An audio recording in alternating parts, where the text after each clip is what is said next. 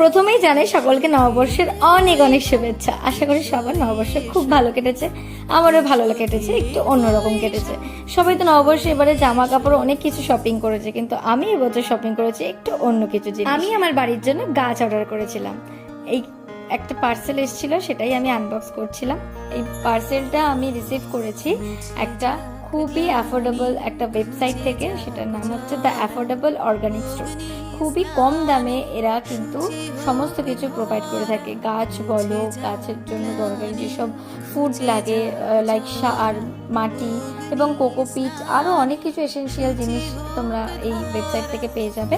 তো চলো দেখে নেওয়া যাক আমি কী কী অর্ডার করেছিলাম। আমি অর্ডার করেছিলাম এই 500 গ্রামের একটা কোকোপিট।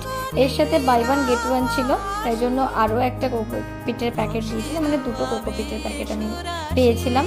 আর তার সাথে পেয়েছিলাম হচ্ছে একটা গাছ, যে গাছটা আমি অর্ডার করেছিলাম এবং আমি খুবই এক্সাইটেড এই গাছটার জন্য। এই গাছটা ছিল হচ্ছে পিস লিলি। পিস লিলির একটা গাছ অর্ডার করেছিলাম, কিন্তু আমার একটু লেট হয়ে গেছিলো পার্সেলটা আনবক্স করতে, সেই জন্য গাছটা খুবই খারাপ অবস্থা হয়ে গেছিলো। আর তার সাথে আমি নিয়েছিলাম এই স্পাইডার প্ল্যান্টটা।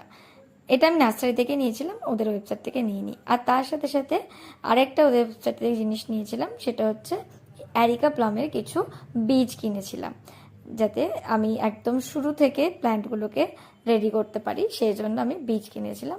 লম্বা প্ল্যান্ট চাইলে কিনতেই পারতাম, বাট সেটা আর নিইনি।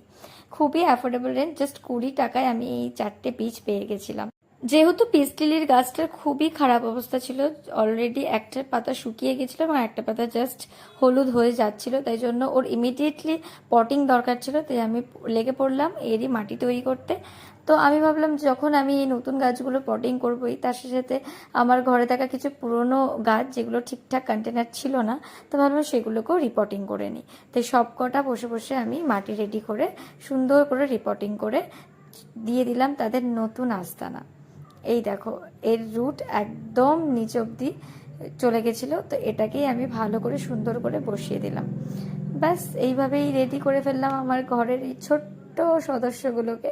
তোমরা জানিয়ে বলো যে কেমন লাগছে, আর কেউ যদি পিস লিলি কীভাবে চর্চা করতে হয় সেটা জেনে থাকো, প্লিজ কমেন্টে জানিও। তো আজকের জন্য এইটুকুনি, দেখা হবে নেক্সট ব্লগে। Tata, by.